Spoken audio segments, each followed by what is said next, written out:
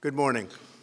I'm pleased to inform you the American people should be extremely grateful and happy.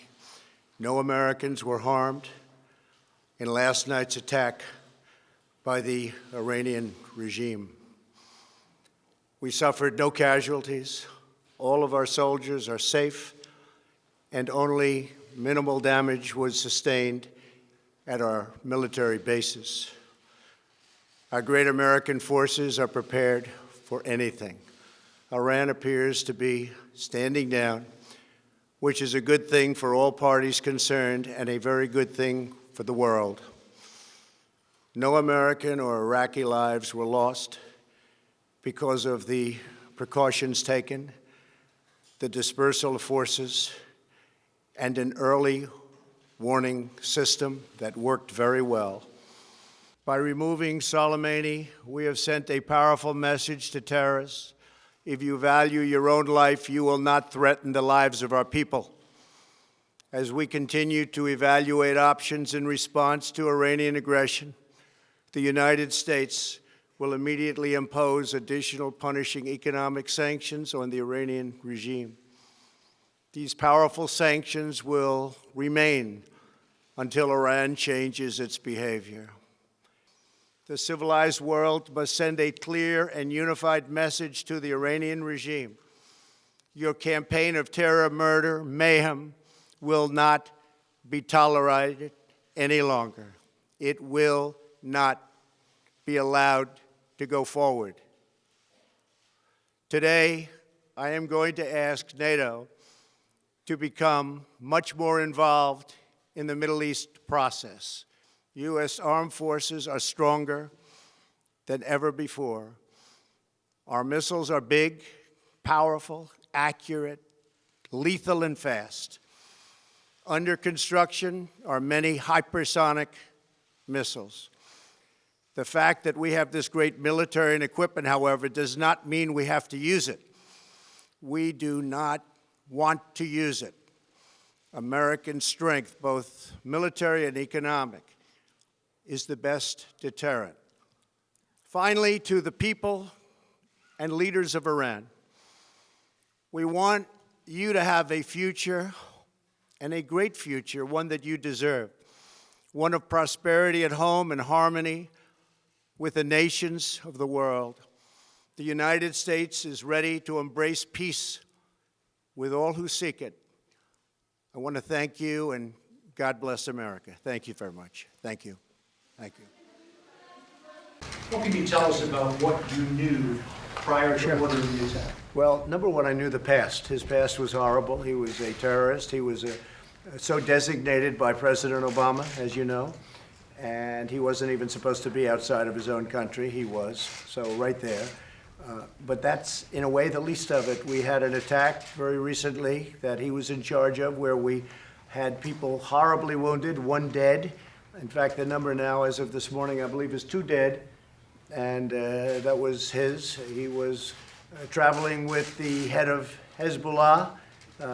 They weren't there to discuss a vacation. They weren't there to go to a nice resort someplace in Baghdad. They were there to discuss bad business, and we saved a lot of lives by terminating his life. A lot of lives have saved. They were planning something, and you're going to be hearing about it, or at least various people in Congress are going to be hearing about it tomorrow. He's been called a monster, and he was a monster. And he's no longer a monster. He's dead. And that's a good thing for a lot of countries. And he was planning a very big attack and a very bad attack for us and other people, and we stopped him. And I don't think anybody can complain about it. I don't hear too many people, other than politicians, who are trying to win the presidency. Those are the ones that are complaining, but I don't hear anybody else complaining. He was somebody that we did ourselves, and we did a lot of countries a big favor. And I've been hearing from countries, they were extremely happy with what we did.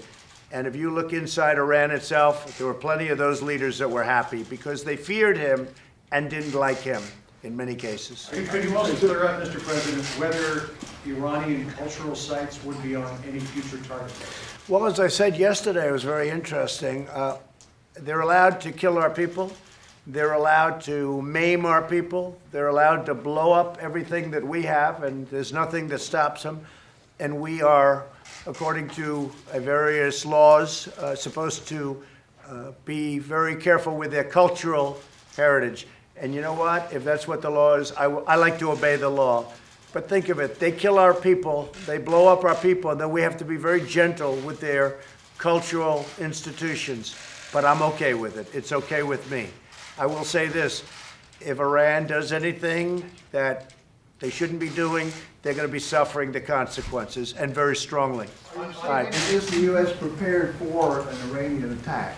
We're prepared. We're totally prepared. And likewise, we're prepared to attack if we have to, as retribution. Last week, in our view, the administration conducted a provocative, disproportionate airstrike against Iran, which endangered Americans, and did so without consulting Congress. When I was informed of this attack, that the administration took responsibility for it over the weekend, I said, why did you not consult with Congress? Well, we held it in closely.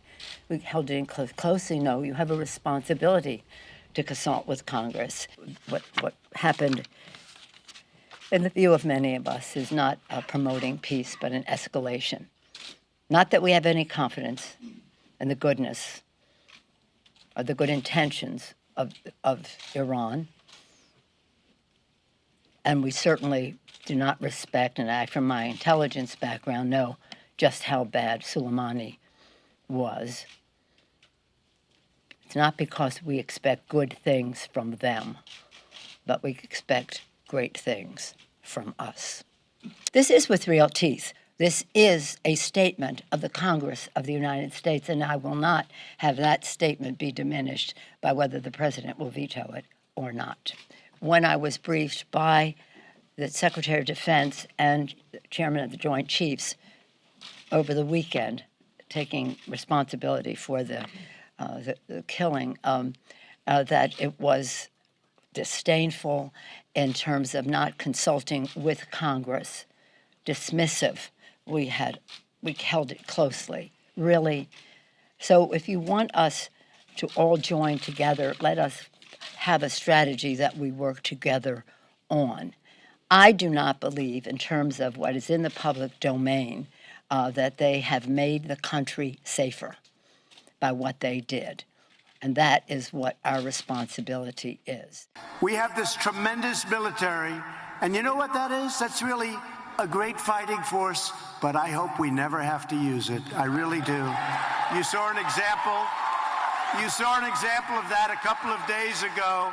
So we seek friends, not enemies, but if you dare to threaten our citizens, you do so at your own grave peril. Soleimani was actively planning new attacks, and he was looking very seriously at our embassies, and not just the embassy in Baghdad, but we stopped him, and we stopped him quickly, and we stopped him cold. You know, these are split-second decisions. You have to make a decision. So they don't want me to make that decision. They want me to call up, maybe go over there. Let me go over to Congress, or come on over to the White House. Let's talk about it. When can you make it? Well, I won't be able to make it today, sir. How about, let's say, in a couple of days? Oh, sure, come on over. Now, we got a call. We heard where he was. We knew the way he was getting there, and we had to make a decision. We didn't have time to call up Nancy, who was not operating with a full deck.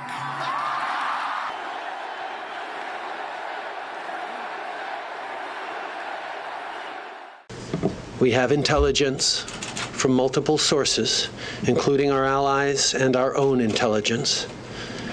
The evidence indicates that the plane was shot down by an Iranian surface-to-air missile.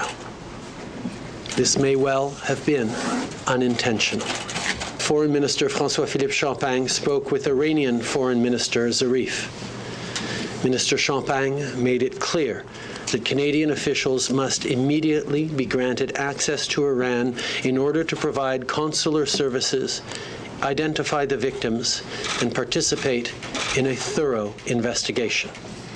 He also condemned Iranian strikes that targeted military bases in Iraq where coalition forces, including Canadians, are currently stationed.